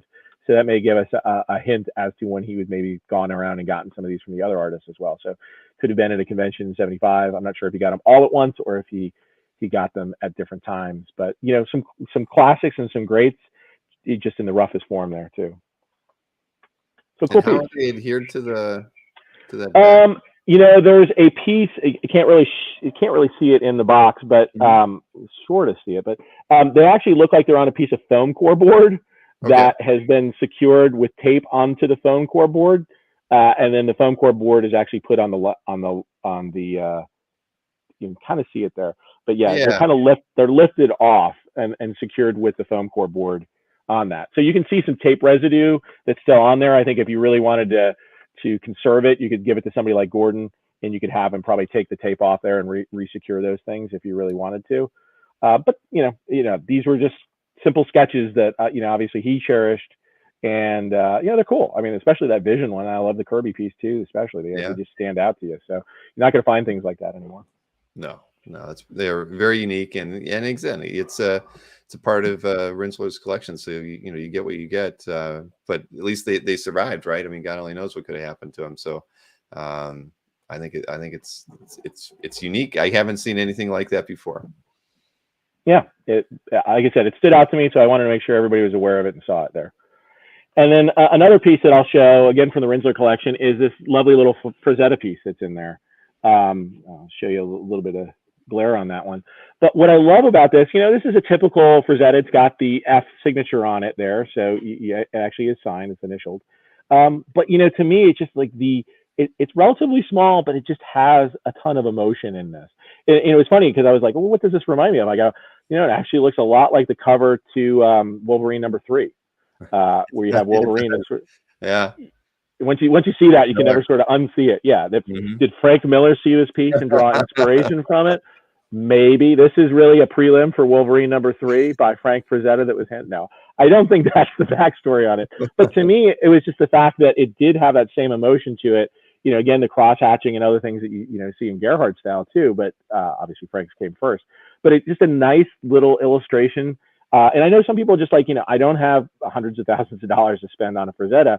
This to me is it's a great example. And we've got it, I think, estimated at $1,200 to $1,800. I think, I've been looking at what some other ones go, but you can't really, the bang for the buck on this is just the emotion in the piece. And it just sort of says it all. Like, this is what Frazetta could do that not a lot of other artists could do, is you just do some little scribbles and come up with a very emotive piece that you just love to stare at and study. Yeah. I mean, his small scribble pieces with less detail than this, can go for $2,500 to $4,000. I've seen a lot of those lately in that price range. I mean, this one's a little bit more detailed. I mean, maybe they're not holding a battle axe or whatnot in it, but this is a very great representative example of these little doodles that have made their way to the market from Frank. So I think it's going to do pretty well. Cool. All right. Well, in this last section, Bill, to speed along a little bit, but actually we have one more piece. So this is the piece that you have there. I don't have it in front of me, but it's a contract with God. Mm-hmm. But what's cool about this is, again, this came from the Rinzler collection, and it's got some letters and correspondence between Rinzler and Will Eisner. And so, he was looking to buy a page, and I think he ultimately got this page from A Contract with God, framed it up. But I think what's also just interesting about it is not only does it come with the page itself, but it has all this correspondence between Rinzler and Will Eisner. showing how much of a fan he was of Will Eisner, and you get a few Will Eisner signatures as part of the lot as well. So very nice. So I skipped ahead, I guess. No. I think I forgot we had that piece there, but I was just noticing our time here and wanted to make sure we covered. I wanted to cover not only the comic art, but also give you guys a flavor of some of the non-comic or some of the other illustration art in there and some of the other pieces. We won't go as much into depth on that, but I did want to do check it out again. Sort of search through, look at all the different types of art because there is other cool art that's in there as well. And wanted to start with this. So, Bill, have you ever seen one of these before? No, but I know what they are. I've read about them, so it's pretty cool to actually see one in person. I mean, have you ever held one before? No, I've never held one. I've heard rumors of their existence. These are kind of like one of those. These are the fabled books that were done. So I'd heard that there was this mythical Mobius book that was out there, and a lot of people probably know that last year there was an auction. This, just to give people what this is so back in the 70s, they were doing a treatment of Dune. Not the Dune that we all saw made, not the recent one, not the previous one in the 80s, but they were actually trying to sort of shop around this idea of doing a Dune movie.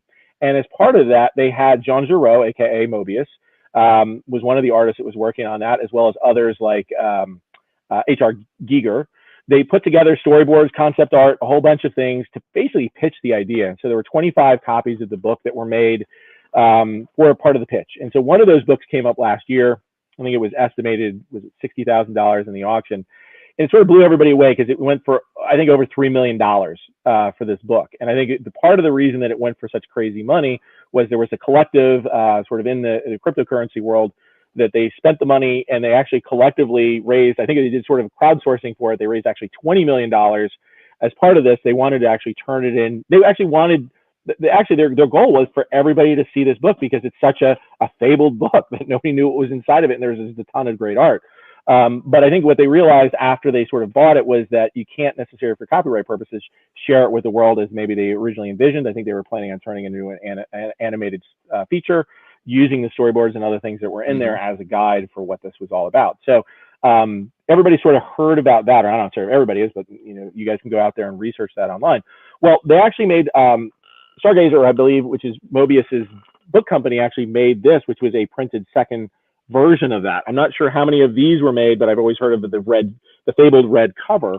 And so this is one of those. Actually, the first one was like it was bluish, and it had sort of, you actually see the cover online that we put in there, but it was a different one. And then I think they actually found additional material for the second printing, so to speak, that had some additional stuff that wasn't actually in the first printing. So yeah, Bill, this gives a really good flavor of some of the things that were actually inside the books there. But actually, you actually get probably more in the second printing. So the people that bought the first printing, they may actually want to get the second printing here because there is, I think, more content that's actually in the fabled second printing here, but just never had one of these to offer before. So, for book collectors, this is a rarity. It would be great if one day these books did come out. I think they'd have to work with all of the, the copyrights and everything that are held by the artists on this. But we give you a flavor for what's in it. But if you buy the book, you actually get to see this fabled book and see all the great design work that's in there. A lot of it, like I said, by people like Mobius and H.R. Giger and others that sort of went on. And I also think, although this project never actually happened, it served as a springboard for later movies like Aliens. Folks like they saw some of the artwork that Giger was doing in here and said, hey, let's use this for this movie called Aliens that came out and a little bit later. So, great story behind this book. I think, again, I would encourage people to research online. I'd never seen one of these. I think it's cool that we're able to auction one of these, for, I won't say the first time we've handled one. I don't know if one has actually come up for public auction before. I couldn't find one, but at least nothing recently that we could actually find as a comp on this. So some cool stuff in there. Oh yeah, no, this is like you say, it's pretty rare. I've never seen one, but you always see them in pictures. In the past, I've seen photographs of with them around the books and whatnot. But this is pretty awesome. Yeah, it's pretty awesome. And there was a question from someone wanted to know about Lucasfilm items of any kind in the auction, and I did just do a search for Lucas, and there seems to be a fair number of Lucasfilms related merchandise Yeah. Actually, scroll back to the top. I'll point out a couple of things that are interesting. So, Sure. for our company, I hate to say that our CEO and COO, are, they were sort of raised on Star Wars. So Yeah. there's, their favorite things, if they can put it into the auction. I love comic art. Obviously, I'm always very excited about that, but they would love anything from Lucasfilm. And what's really cool at the very top here is American Graffiti. We have Harrison Ford's hat from American Graffiti, as well as a license plate from his character, Bob Falfa. So this is really before he got the role as Han Solo. He was working with Lucas on American Graffiti. So there was no Star Wars without American Graffiti. So to have that hat, comes from the original owner that bought this thing like 50 years ago. Just came out of the blue. But we've got a ton of stuff from Star Wars. Whether it be the very first movies, we've got the star of the auction. We're not talking about it here. Is an actual screen matched X-wing fighter, which it's actually Red Leader 1. Goes down. There's a famous sequence in there, and this is the only known ILM model that has ever sort of come into private hands. It was actually a pyrotechnic model, so when Red Leader goes down, it's like a little bit of a fizzle because like one of his engines goes out and he lands safely. So they actually saved the ship, and they actually converted it, and you'll actually see they actually drew 2 more red stripes on it and became Red 3. So it actually became a different ship for later in the filming. But this is from first movie. We estimated it at $500,000 to $1 million. I could see this. This is the equivalent of, the Dark Knight 1 cover or more in the prop world, because everybody's always dreamed of a screen matched X-wing fighter. Nobody ever knew one existed until this year. So it's great to bring this. And so there's a ton of, if you are a Lucasfilm fan, if you love Raiders of the Lost Ark, we've got the Grail Diary, we've got the Grail Cup.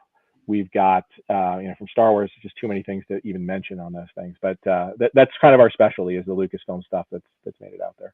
And yeah, that X-wing is pretty awesome. It's like, yeah, I agree. That's really, really cool. Yeah, you can go out to Adam Savage's Tested and you sort of see a whole video that he did on it. There's other people that started doing videos, but this is like the grail of all grails for Star Wars collectors.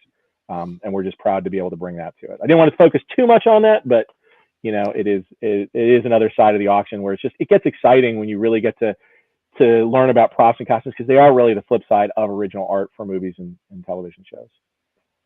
Well, it'll be interesting to see where that one ends. What day is that? That is going to be on the first day. Yeah, so a lot of the big ticket items are on day one. Like I said, comic art, we're saving a little bit of a bang for the end. Hopefully, we get some good action on some things like the Killing Joke piece. But yeah, this will be day one, and so you might hear about this in the news stories as far as.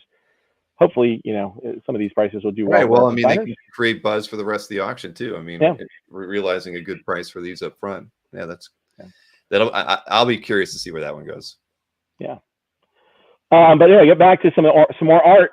This one is drawn by a gentleman named Bruce Lee, not Jim Lee, Bruce Lee. And so this is, we occasionally, it's funny that, in the prop world, the things owned by Bruce Lee or worn by Bruce Lee are very popular, but you also don't know that he's an artist.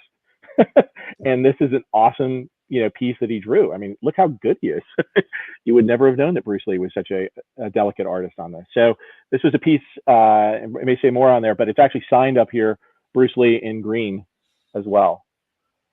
So if you love Bruce Lee, you love artwork, this is a good cross pollination of the two all in one piece here. Very interesting. Yeah. Nope, I had no idea. Yeah. Who knew? Well, we've known, but yeah, we wanted to highlight some of that stuff in there. And I think somebody was commenting on this a little bit earlier, which is, do we have some Ralph McQuarrie's? Well, yes, we do have some Ralph McQuarrie stuff. So we've had some of these in previous auctions. This is a great one of Darth Vader leaping, and most people out there know that Ralph McQuarrie was really the design artist behind the look of Star Wars. So he sort of helped evolve the look of Darth Vader, the look of Chewbacca, C-3PO, all the rest of those in his preliminary drawings that he has. It's a great book out there by Brandon Allinger, who's our CEO, but also Dave Mandel and Wade Legios. That's a great book of the art of Ralph McQuarrie. I would suggest that anybody go out there and buy it. But we do have some great Ralph McQuarrie pieces. Again, Lucasfilm also in here that you can buy if you're an art fan. And I think having, it's kind of like having a Kirby in some ways. It's kind of, if you're a fan of Star Wars, it's kind of like you have to have a Ralph McQuarrie sketch, if nothing else. The paintings, we've only sold one. There's only, as far as I know, there's only been one that's sort of legally out there that we sold a few years ago. So they're few and far between as far as his Star Wars art. You might find things for like Battlestar Galactica or some of his other titles. Mm-hmm. But these sketches, and they vary as far as like how good they are. This is a great one. And we've got some other great ones in there too, depending on what you're looking for. I think we've got some of Luke and Vader's battling. We've got some of the AT-ATs out there.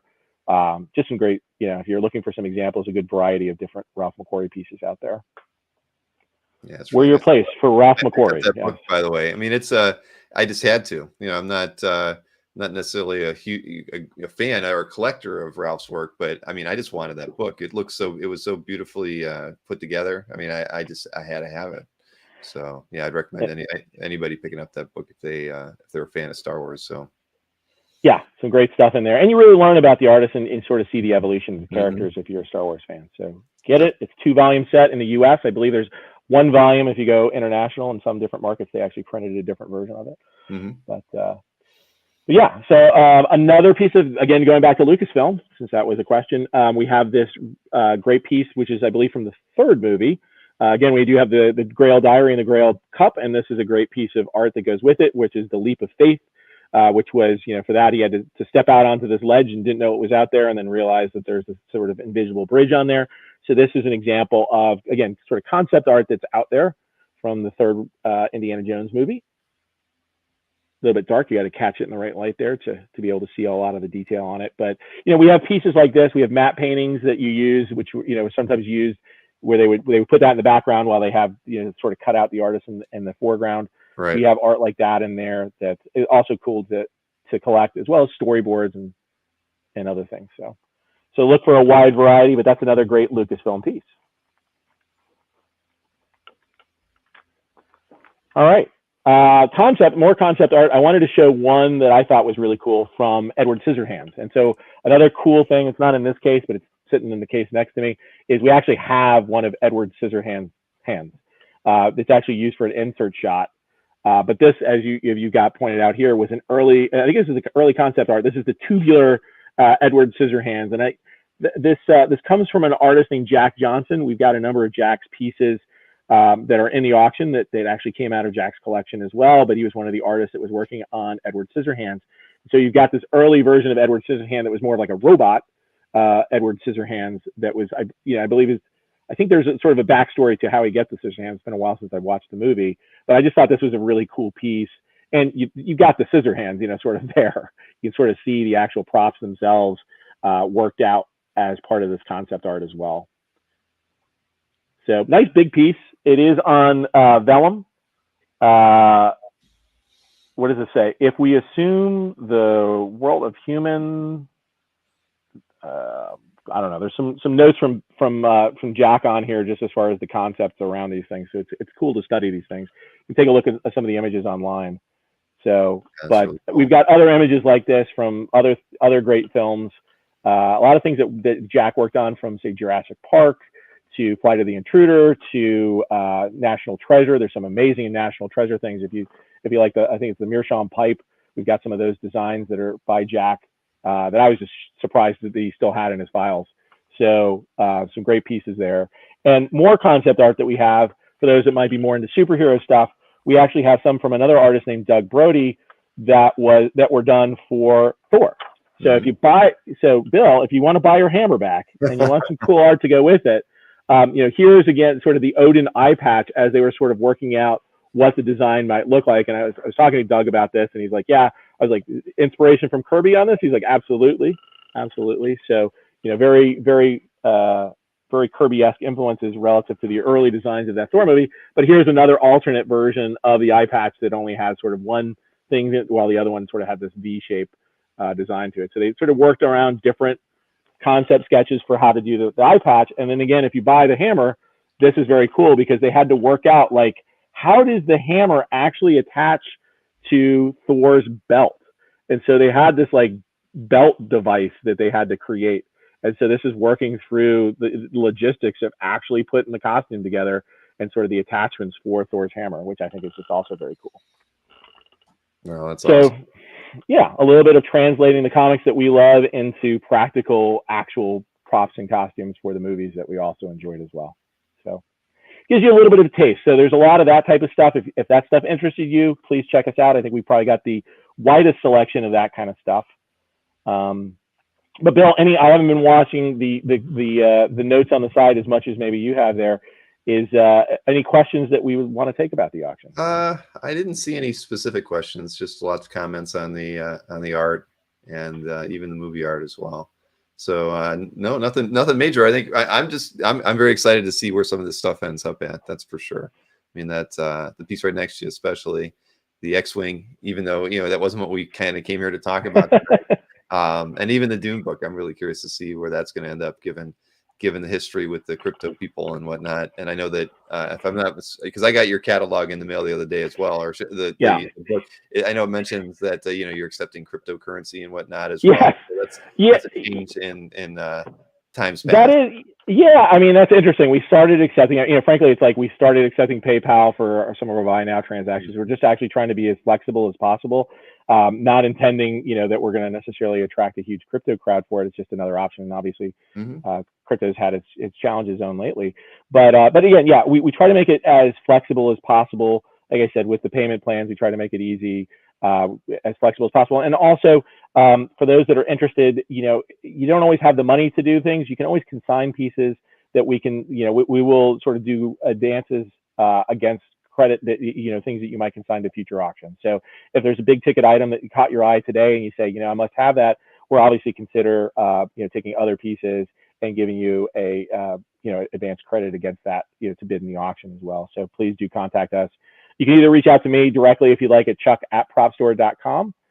You can always reach me there directly, or you can just you can also email us at consign@propstore.com if you have some items that you think we might be interested in, whether it be comic art or it's production art or props or any of those different things, toys as well as those types of things. We like to be we do these twice a year.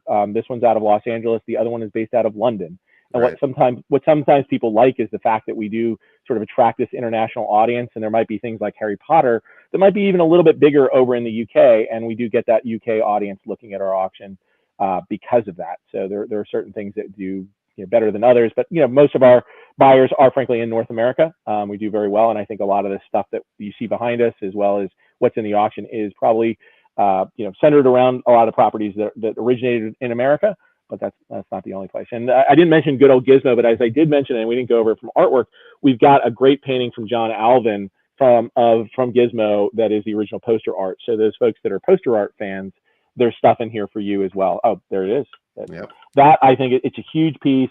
It's beautiful. You very rarely ever see original poster art like this, especially by John Alvin. You see, Drew Struzan's also a dream artist as well, but you see a little bit more Drew Struzan than you do John Alvin paintings. And I think Alvin's E.T. painting sold for a relatively large sum not too long ago. So, here we're offering the Gremlins painting, which has that Gizmo. If you want the Gizmo is pretty awesome too, because it's got it's an animatronic Gizmo. It's the best condition one I've seen, and it's a very cool piece. And for those, I'll say also a couple final words here is, if for those that are in Los Angeles, we're going to be doing a preview at the Peterson Museum coming up we actually have a VIP reception going on the 11th. So if you're in town here, we'd love to have you out. We'd love to talk to you and see you. So feel free to either email me or you can just go on our website, and I'm sure you can just contact our help desk. But we're going to be doing that at the Peterson on the evening. And then if you're just around for the weekend on the 12th and 13th, we're opening to the public on the penthouse floor, where we'll have a large exhibit of about 100 items or so that you can come see some of this stuff live and in person if you're interested in some of this. And we'll be there to answer your questions and talk to you. I'll be camped out for the weekend. I've already prepared my wife that I'm not at home. Hey, but one quick question on the time payment option for the items that are over $1,000. I know with some auction houses, they want you to kind of state that in advance that you're thinking about doing time payments to get approved before you hit that. Is there some kind of a process like that with you guys, or if it's over 1,000, and you can put your 20% down, we will work out the payment plan with you after the auction's over? It's nothing you have to do up front. No, nothing you have to do up front, and we just ask you obviously need to get approved for the auction. Make sure you got decent credit for bidding. But we work it with you. You bid, and then you just anything over that, you can assume that we will do your payment plan for you on that. But we do ask, again, 20% down. We ask you to check out within basically a week or so after the auction, just to declare what you want to do within that. But then it gives you time to sell other things. It gives you time to decide, if you want to consign, we can definitely talk to you about what that is afterwards. We prefer you do that before the auction. Right. To build that. But yeah, we definitely talk to you. But on the time payment plans, yeah, you have up to 3 months, and that gives you a little bit of time to figure out. And you can switch credit cards around. You can pay, and even within that 3 months, you can still pay on credit cards. So on the third month, you can pay the rest of it on your credit card, and then you can continue to pay it off after that, which gives you even more flexibility without having to charge huge interest payments on that. So, we'd like to think we're one of the most flexible as far as doing those time payments, and that's something that we offer. So. I think it's fantastic. I mean, it really is. I mean, that makes it so much easier. It gives you a little bit extra confidence going into a purchase that maybe is a little bit out of your reach, but you really want to get it. Yep. So anything, I'm always, like I said, I'm here. I'm part of the hobby. I like to, I'm trying to help develop Propstore into a place that can serve our customers in the best very possible way. And I think they've always done a great job of doing it. And I think we just hopefully continue to do a little bit better. So, like I said, feel free to reach out to me directly. Always happy to talk through these different types of options with you, and even frankly on suggestions on how we can make things better in the future too. So. All right. Well, hey, Chuck, this was fun as always. I agree with Ruben and everybody else who said it's a really well-rounded auction. Lots of great pieces. Thanks, this time around, the comic art side of things is definitely expanding now that you've been there, and I think that's fantastic. And comics too. If anybody still collects comic books, like this Amazing Fantasy 15 that I'm pointing to right behind my head, which is right in front of the Pumpkin Bomb, which go really nicely together. But like that Amazing Fantasy, also from the Rinzler collection, it's a 1.0, but it's probably the nicest looking 1.0 I've ever seen in my life. So if I just, I got rid of my Amazing Fantasies a long time ago, and it's like I just look at it and go, man, if I could just, they're really expensive these days, but it's like this actually fills the hole really nicely on some of these books. And if you like higher grade ones, we've got like over here, we've got a 9.2 Hulk 181, we got a 9.6 Amazing Spider-Man 129. So there's some of that in there if you like, you like to do it, but we want to make sure that people can compare up some great items together in our auction. And like I said, we mix around. If you want to, you sort of consign comic art and get props, or if you want to do the opposite, where you've got some props in your collection, you want to get some comic art, it's a good forum for us to be able to help you do that. So. All right. Well, anybody can reach out to you through their site, and of course, what's the email address again that's best to reach you? Yeah, you can reach me directly at Chuck@Propstore, CHUCK@PROPSTORE.com, or just go on our website, propstore.com. And then you can go see, you'll find the auction. You can register there. Please do before the auction starts. And again, join us at the Peterson if you can. And if you can't meet those times too, if you happen to be in LA and you want to come here live for the auction on the 21st to 24th, please join us. And we also have this preview room that's open that we can give you a private tour if you schedule that in advance as well. So, and we also have virtual previews. I am doing a special session on the 15th. If you go to our, just the landing page for the auction, you can sign up for that. I'm happy to spend half hour at a time with you going through comic art pieces, and we just talk through them. If there's anything in particular you want to see, we do these Zoom previews similar to what we've been doing here. And we're doing great. So we'll do that specifically on the 15th. So you got a little bit of time to sign up for that. Just go to the homepage and sign up for that, and I'll be happy to do it with you personally. Well, another great way to kind of preview things specifically to what you want to look at. So they can just give you a list and you'll pull them, and wow, that's great. Yeah, up to 5 for now, because there's only so much you can cover in a half hour. But if you need multiple spots, we can talk about it. So we can make ourselves available to go over whatever you want. All right, Chuck. Well, this was great as always. I look forward to doing these with you, and anything that I can do to help out. I mean, obviously you guys have some ads on the site, and I'm running some PR emails for you. But if there's anything else I can do, please let me know. I mean, I really appreciate everything that you guys have done for CAF over the years, and I like helping out however I can. Well, thanks. Just, for those that joined us today, get the word out to let other folks know that there's some comic art out there. I was talking to a collector that I know collects a particular title, and I was like, hey, did you know this was in there? And they, they're like, well, they don't usually know that comic art's going to be in a prop auction. So I know our name is Propstore. As I was telling Bill, I was sort of joking, maybe we should change it to Prop Comic Store, just to put comic in there somewhere, so everybody knows that we also do some of that. So do check us out. We've got a selection of, I think, about almost 100 pieces of comic art that are in there, and about 100 comic books as well. Some animation art as well too, I didn't mention. But, and do you still have the, I hate to say I didn't browse anything but the auction while I was on the new site, but you used to have a pretty long inventory of just fixed price things that were out there. You still have all that as well. So it's not just these auctions that you do throughout the year. It's also fixed price listings that are consistent. I'd say the majority of that you're going to find is going to be, most of that's going to be props and costume stuff. That's usually, sort of more, we call it starter material, but folks that might be just getting into the hobby, there's some interesting things in there that usually are under $1,500. But we try to update that every day with different items. And sometimes you will find artwork out there as well. It could be animation art. I know we've got some, if people are Star Trek fans, there's some Star Trek comic book pages that are out there right now that you can actually go out in there and purchase. So, and then I think there's another Planet of the Apes, not by Ed Hannigan, out there too. But it is a little bit of comic art, but I would say the majority is props and costumes to sort of get you started if you take any interest. And I'll give a plug for a podcast that I was on earlier today, which is the Stuff That Dreams Are Made Of, hosted by our very own Dave Mandel. Mandel, of course. Ryan Condal. If you guys are interested and sort of intrigued by what you see with some of these props, I'd encourage you to listen to that podcast. It gives a good perspective of somebody that everybody knows is a longtime comic art collector who also shares a passion for movie props and why they're interesting and what you can learn about those things. So do check out that podcast. Propstore has been a sponsor of that this season. So we will be announcing the winner of the Propstore Dreams Are Made Of podcast winner this next coming week. I won't give that away. But interesting podcast, especially for those folks that have sort of interested in maybe collecting a little bit more than just what they're collecting today. Mm-hmm. No, Cool. I'm hoping to have Dave on the show sometime soon, probably in July or August, I hope. Yeah, I'm sure he'd be an interesting guest and offer an interesting. Without question. He always does. Very opinionated too, which is not necessarily a bad thing, but he'll give you. No, not at all. I love Dave and his opinions, but I've listened to his podcast as well. He's great out there. Yeah, they do. It's really entertaining. Even if if you're not into the material, I think just listening to the banter between those two, as fellow collectors, they've done things in the past like delving into the psyche of what makes people collect. And I think there's just topics that we all, even if you're a comic art collector, will find interesting, whether you get into props or not. Yeah, there's similarities across all collectibles and the people who love to buy them and their motivations behind it. We talk about nostalgia and those sorts of things, but yeah, no, it's fun.